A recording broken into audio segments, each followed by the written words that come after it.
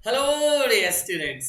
स्वागत है आप सभी का एक बार फिर से जीडीसी यूट्यूब चैनल पे, जहां पे छोटी छोटी मगर मोटी बातों की सीरीज चल रही है। और मैं उम्मीद करता हूं इन चीजों को अगर ध्यान देके चलोगे तो डेफिनेटली अपने रिजल्ट में बहुत अच्छा आप लोग इंप्रूवमेंट करोगे। आज का मेरा छोटा सा सजेशन क्या है, how to avoid the negative marking. अगर थोड़ा सा भी देखो, हर बच्चे का सिलेक्शन अगर नेगेटिव मार्किंग नहीं होगा तो डेफिनेटली उसके सिलेक्शन होने के चांसेस ज्यादा होते हैं। लेकिन अगर वहां पे नेगेटिव मार्किंग है तो मुझे थोड़ा सा रुकना पड़ेगा। आंसर गेस करने से पहले मुझे थोड़ा सा सोचना और समझना पड़ेगा और कुछ चीजों को दिमाग में रखना पड़ेगा। सिंपल सी बातें करूंगा, ज्यादा टाइम नहीं लूंगा।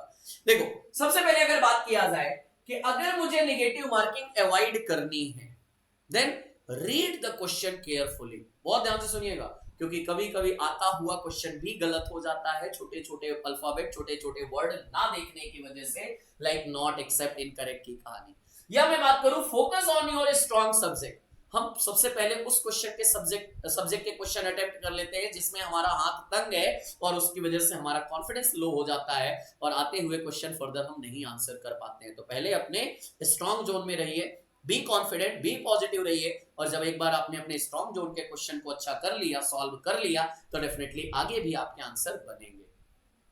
Attempt only when 100% sure. बच्चों ध्यान रखिएगा, नेगेटिव मार्किंग थोड़ी बहुत नहीं है, 1/3 की नेगेटिव मार्किंग है। इसलिए रिस्क बहुत ज्यादा लेना यहाँ पे नुकसानदायक हो सकता है, क्योंकि यहाँ पे 50-50 चांसेस नहीं है सर, यहाँ पे बहुत कम चांसेस हैं। तो इसलिए हम थोड़ा सा रिस्क कम करेंगे। Focus on the accuracy over speed.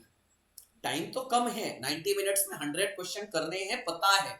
उसमें 70 फार्मा, 30 नॉन फार्मा भी है, लेकिन एक्यूरेसी मैटर करेगी। अभी मैं इसका एक छोटा सा एग्जांपल भी दिखाता हूं। एक्यूरेसी कितना हैम्पर्ड करती है कि 5% एक्यूरेसी अगर चेंज होती है ना, तो आपका रिजल्ट कितना चेंज हो जाता है। अभी मैं आपसे बात करूंगा। अवॉइड ब्लाइंड गेसिंग। मैं सिंपल सी बात कहूंगा, बेटा इस वाले जोन में तो आपको जाना ही नहीं है।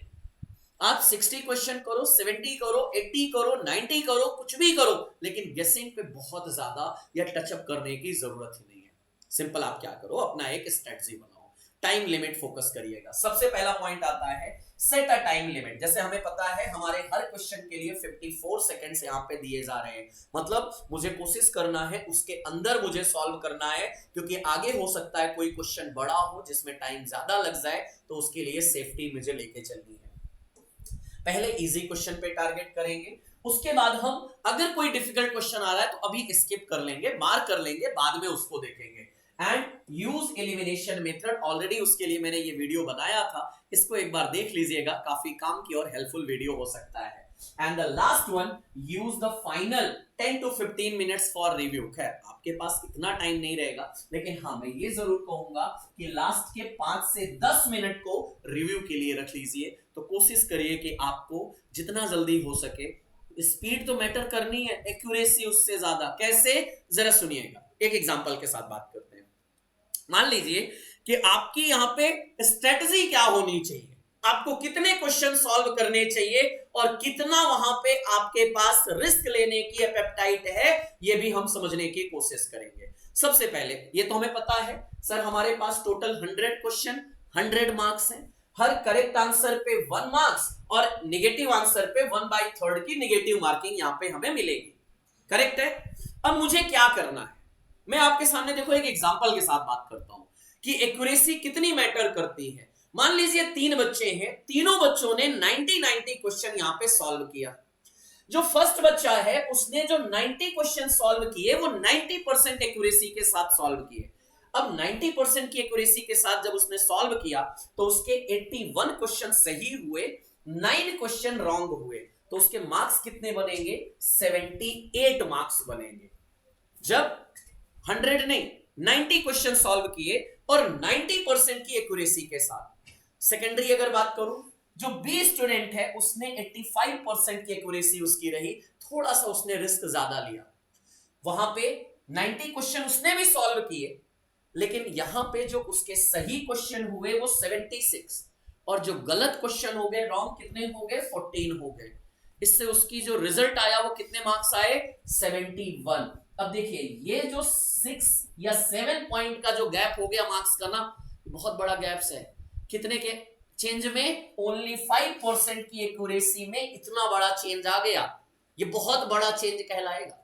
जो थर्ड स्टूडेंट है उसने भी 90 क्वेश्चन सॉल्व किए, लेकिन उसकी जो एक्यूरेसी रही वो 80% रही। अब क्या हुआ? उसके सही क्वेश्चन कितने हुए? 72 क्वेश्चन, यानी 72 मार्क्स मिल रहा है उसको, लेकिन 8 क्वेश्चन गलत हो गए, तो 1/3 की निगेटिव मार्किंग हो गई। उसको मार्क्स कितने मिले? 66 मिले। 5% की एक्यूरेसी का खेल आप देख रहे हैं। कहने का मोटो है कि बेटा निगेटिव मार्किंग हमेशा याद रखिएगा। जब भी कोई कॉम्पिटिटिव एग्जाम में जहां निगेटिव मार्किंग इंक्लूड की गई है, वहां पे आपकी एक्यूरेसी आपका सबसे बड़ा हथियार होगा।